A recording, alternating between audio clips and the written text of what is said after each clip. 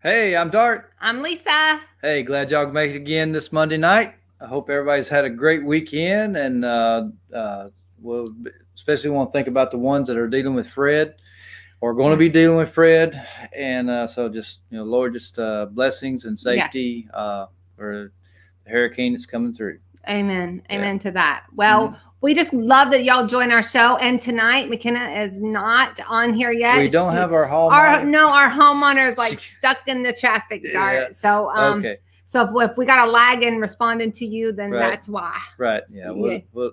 We'll dock her pay for that. Well, Dr. Faye, she's so sweet. She's not gonna like that. McKenna, shout out to McKenna. That's right. Anyway, so but no, here Dart and I, we just believe in health and wealth and relationships, and that's important to us. Absolutely. That's what life is made up about. And we also believe that your financial planning should be fun, and because your life should be fun, so that whether you're retiring or you're just transitioning, as our guest has done this, that we're going to have today, whether retiring or transitioning, that you can do it in a way that you can just enjoy life and follow your passion. And so tonight we're going to welcome Ron Dobbs. Yes, he's a good friend of ours, and he's like a family member for the last 2 years. Well, since he walked into our life, he's been a family since he walked in. That's right. And you know what? When you all meet him, he's gonna feel like family. That's right. I met him at a honky tonk, and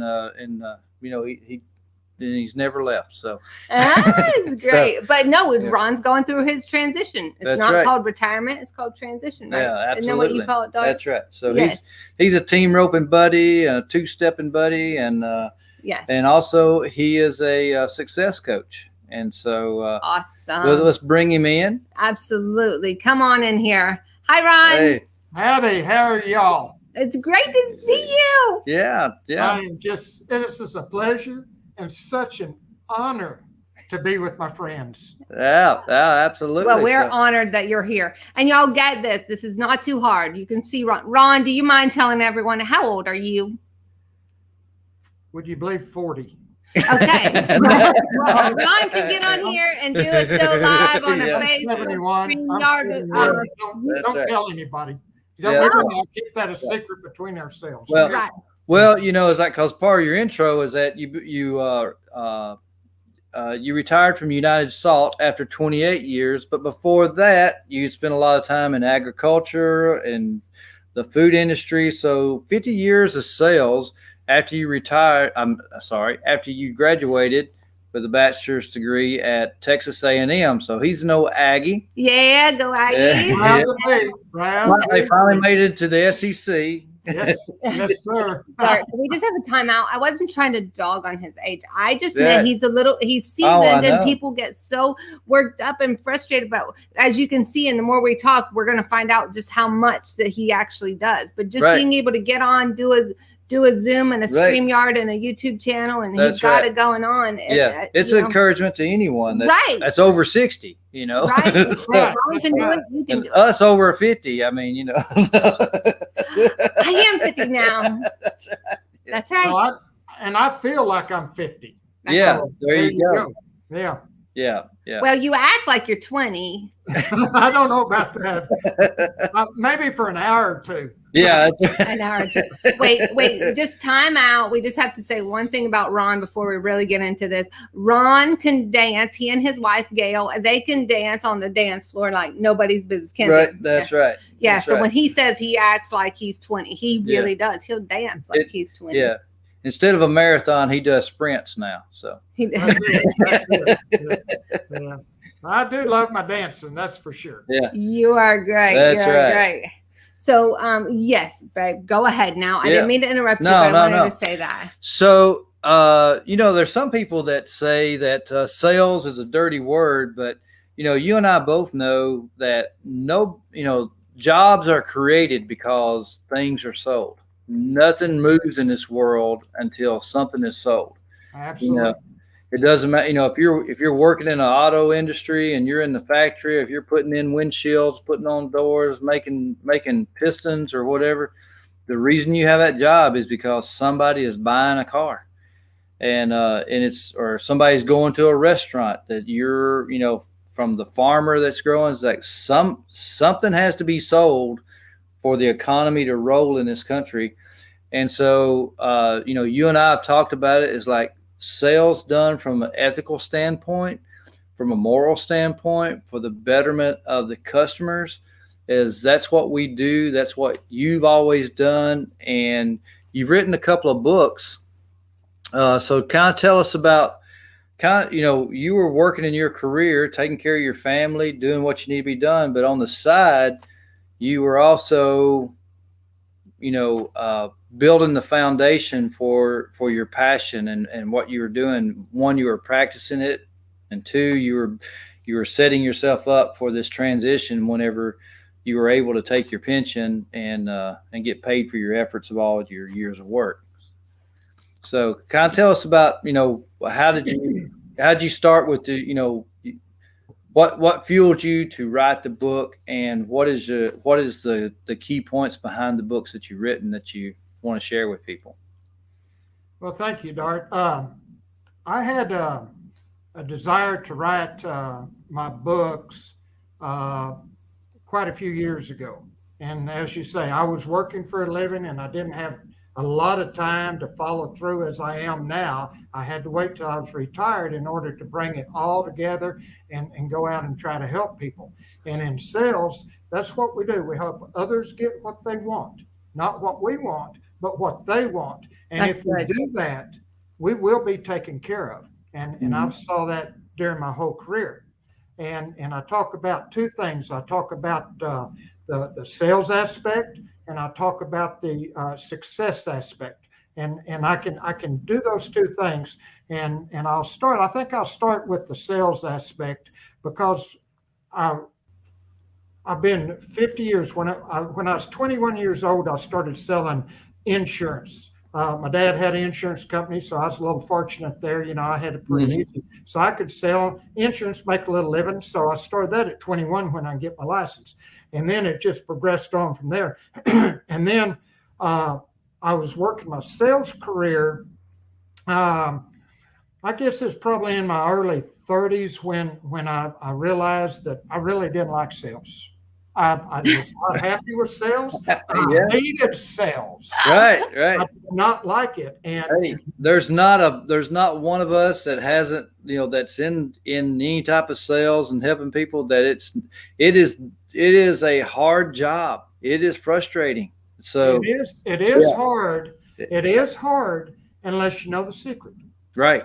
So here I found myself one day driving my old Texas highways in my little company car I was driving around, calling on my little customers and prospects, and I wasn't having any fun. I didn't like it. I wasn't doing very well in my own mind. I was surviving, but that's about it. I didn't like what I was doing. And I was driving one day down the road. I know exactly where I was. There was a little historical marker place there that you could kind of pull into and read the historical, I call them hysterical markers, but I didn't even read that. I wasn't happy. I was just not happy. I pulled off there, shut the car off, and this is the truth. I looked at myself in my rear view mirror, and I think there's a song about that somewhere, but I looked at myself in my rear view mirror, and I said, son, you're not happy. What are you going to do?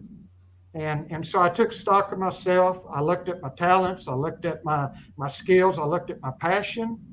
And I didn't find anything in those three things that would yield another direction for a career.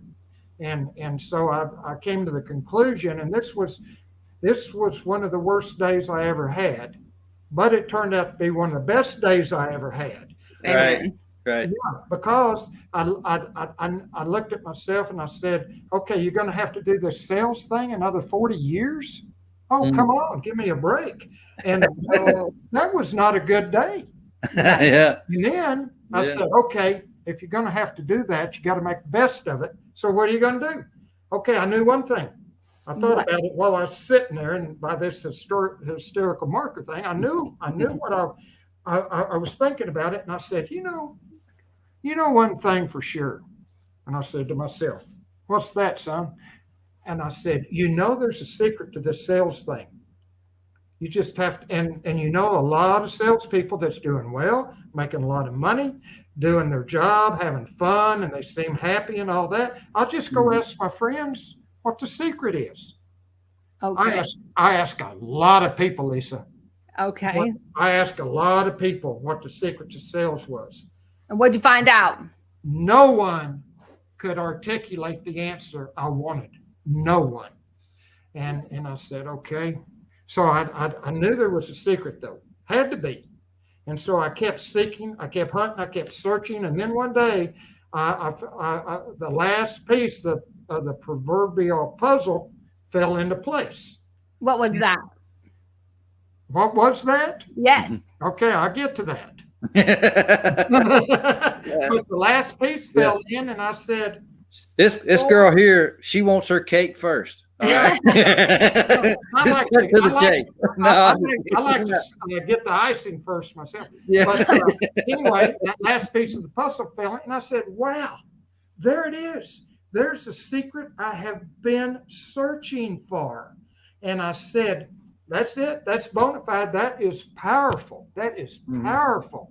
And that secret was, it's about the process. It's skillful management of the entire sales process. And I looked at that and I said, that's it. And so I took that, I ran with it. It turned my career totally around, and my passion started growing for my sales, because I discovered that the philosophical foundation of this sales thing is helping others get what they want. That's huge. Yeah. That's big. If you do that, sales is very noble. People don't understand what selling is all about. You're helping others, helping others. What better career could you have? Right. And so my passion started turning around. Right. Absolutely. And if you're married, you're in sales. So yeah. Or if you got a significant other, you're in sales. I never become skilled at that part of it. That's right. That's right. Yeah, but I did become. It's a very noble job. Oh, yeah, absolutely. And so as I learned, as I focused on the secret there about managing this whole process, my passion just continued to grow. And it grew to the point. It grew to the point, guys, where I said, wow, what if I could continue helping others by relaying my powerful secret I have learned?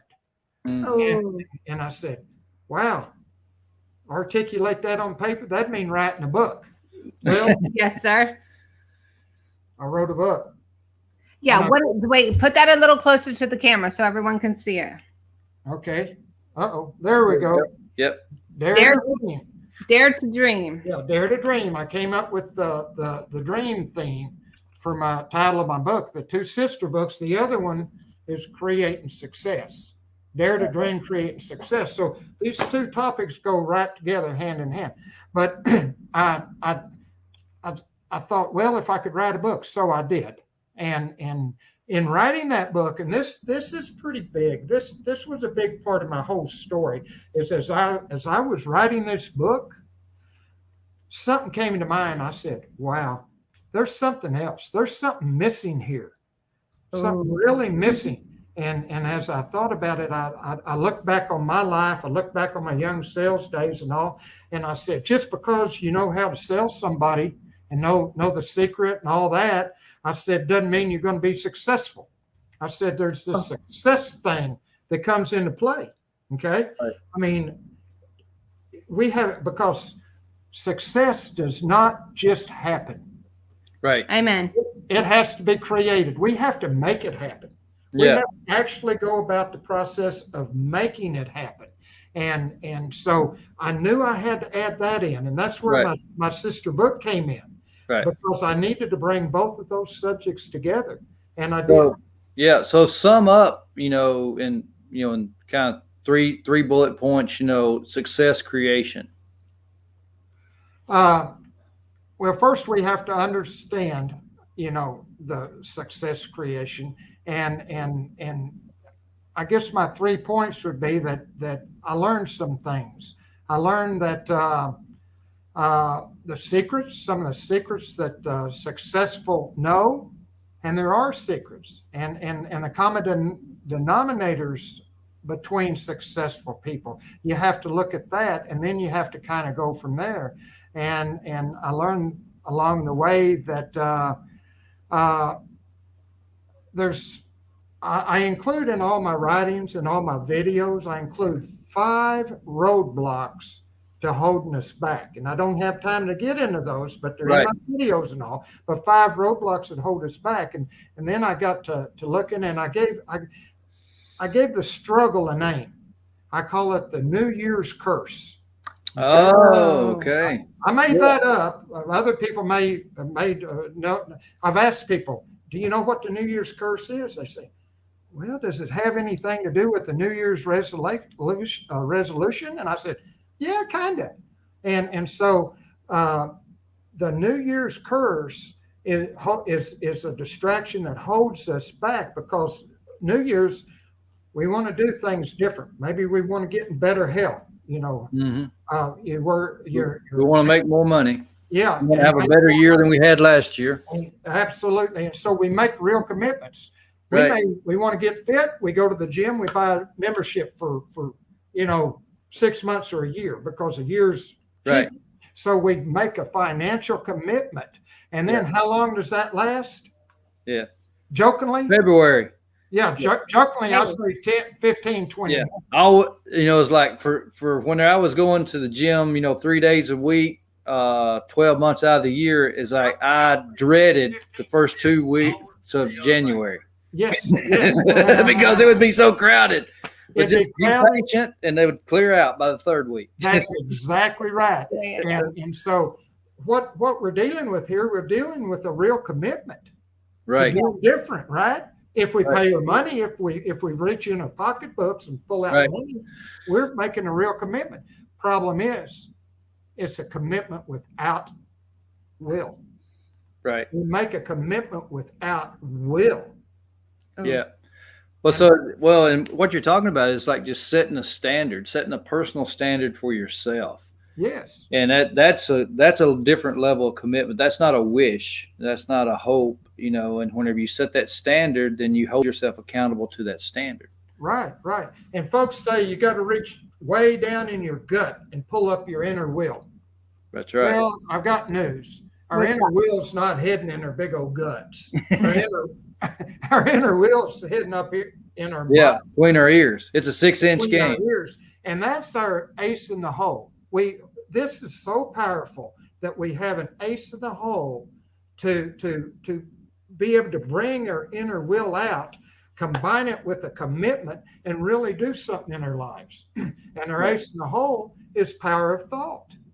I mean, it's the power of thought, but thinking, I think our world has a thinking problem, but thinking's a skill. Right. You know what a skill is? Right. Something we learn to do, and it gets better with practice. Amen. Yeah. The more we think. And practice doesn't make perfect. No. Perfect practice. Perfect makes perfect. That's exactly right. So, when you talk about success, I'll throw those. You said give me 3 bullet points. I may give you 3 or 4 more. But okay, that's right. You like a good preacher. I'm on my 3rd closing here. It isn't lunchtime yet. That's right. That's right. Yeah. So someone who is someone that you could who's someone that needs to read your books, someone needs to watch your videos, someone that maybe even needs some personal coaching for you. Is that who is someone that needs that? Well, and that gets to my target market. So I'll explain it this way real quickly. My target market is anybody earning a living selling. Even the old hands.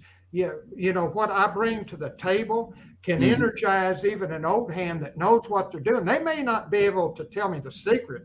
They may not be able to articulate what I was looking for at one time, but they've got the experience, they've got the wisdom from doing it for a lot of years. But sometimes we can just, let's just recharge your battery a little bit. But and so it's almost anybody in sales, but more specifically, my passion is for the young salespeople. They're the ones who really need it. Any young person that's in sales or looking to get in sales, they need what I have so bad. I mean, I have something so powerful if they will take it and run with it. If they will learn it, if they will study it, and if they will practice it, it can mean such a huge career opportunity for them. And so that's my passion, is those younger sales folks.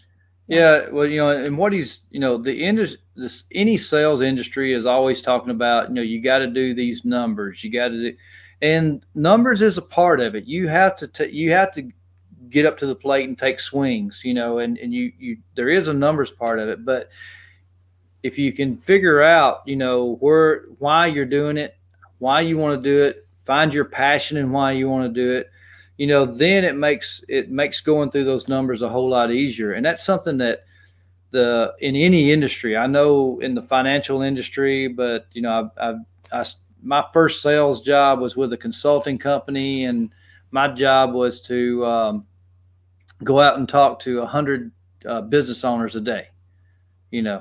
That's impossible. And it's like you're just knocking on doors, and you hope that you got X amount of presentations, and you hope you got X amount of sales, from knocking on 100 doors a day. It's about the percentages. Yeah.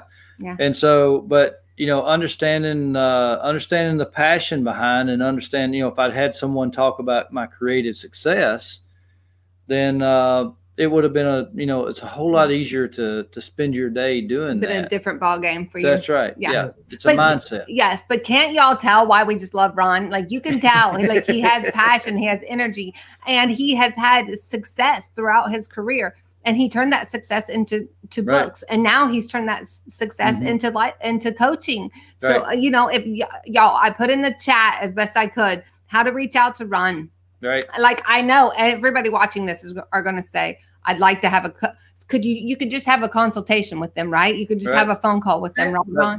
Absolutely. Just go to my website and go through my website. I have 2 free videos on there. And then I have, about me and how to contact me.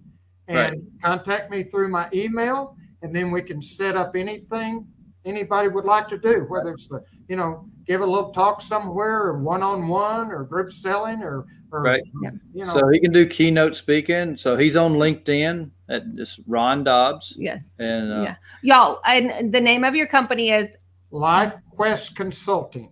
Yes. Yes. And that is in there, lifequestconsulting.com. Isn't that correct, Ron? Right.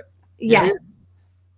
But y'all, can you just see this? Like, you see this man with all this success, and now he's he's retired from that sales life. But look how he's transitioned, and and like you said, he's got LinkedIn, he's got a website, he does talking, he does speeches, he goes out. He's setting coffee meetings. So. He's setting coffee meetings. He goes out and he's networking. Yeah. So with a chamber and do stuff.